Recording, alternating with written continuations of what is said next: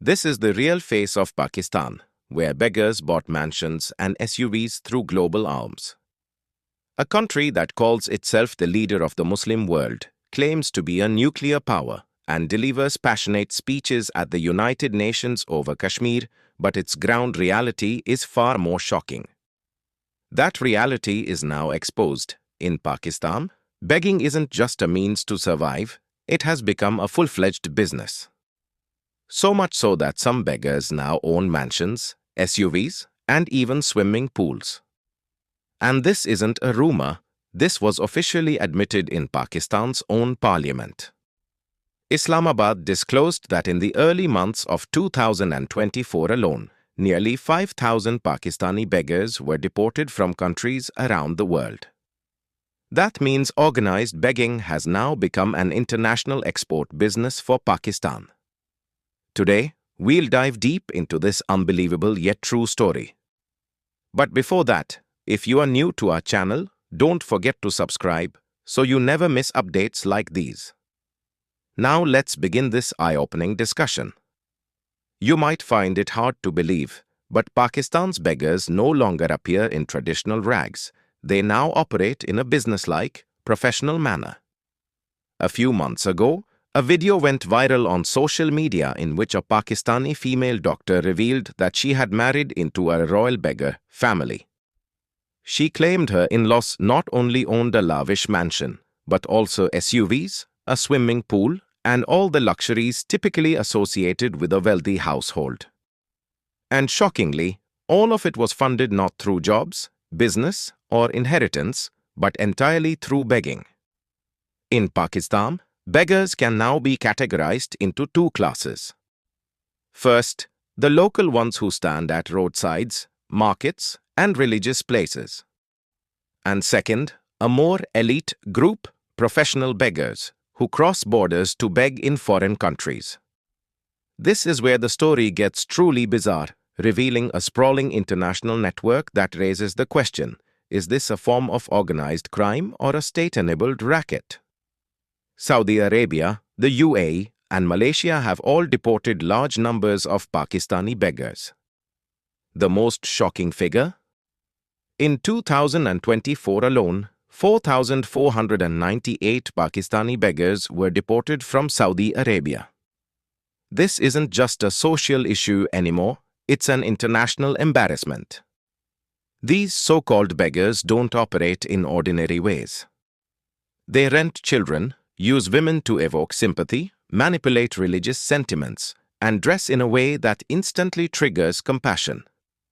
They even follow scripts, select strategic locations, and deposit their weekly collections at a central point, funds which are then used to buy mansions and SUVs.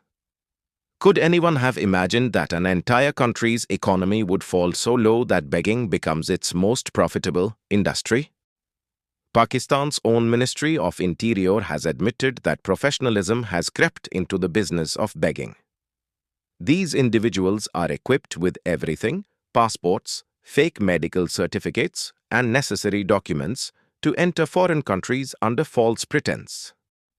Once there, they begin begging operations and, when caught, the Pakistani government often refuses to take responsibility for repatriating them. This worsens Pakistan's image globally, leading many countries to tighten visa scrutiny for Pakistani nationals. The situation becomes even more shameful when Pakistani leaders are seen delivering fiery speeches about Kashmir at international forums like the United Nations, while their own citizens are notorious worldwide for begging. In fact, India's defense minister had once sharply remarked, "Wherever Pakistan stands, the queue of beggars begins from there." Initially dismissed as political rhetoric, Pakistan's own official data now seems to validate that statement. The most astonishing aspect of this entire episode is that begging in Pakistan has now transformed from a personal need into a full-fledged family business. It's not uncommon for three members of the same family to travel to different countries to beg, only two later pool their earnings and purchase a mansion together. Children are not taken abroad for education or sports, but instead used to gain sympathy. Women are dressed in hijabs and stationed outside shops and mosques to invoke emotional responses. It appears Pakistan has branded begging, and under this brand, luxury homes and SUVs are being bought. In Islamic countries where religious sentiments run high, Pakistani beggars strategically exploit these emotions. During the holy month of Ramadan, their network becomes even more active as the inclination to donate peaks. They capitalize on this sentiment and double their collections during this period. Shockingly, Pakistan even has organized syndicates that train these beggars, teaching them what type of clothing to wear in which country, what language to use to seek help, and which religious sites yield the most donations. This highly systematized approach shows how deep-rooted and calculated the begging industry has become in Pakistan, so much so that it's functioning like a parallel economy, funded by manipulation and exploitation on a global scale. When a nation's condition deteriorates to the point where its citizenship certificate becomes a tool for organized begging abroad, it signals not just an economic crisis, but a moral collapse. While the Pakistani government continues to seek billions in loans from the IMF, its own citizens are running multi-crore begging rackets overseas under the guise of poverty.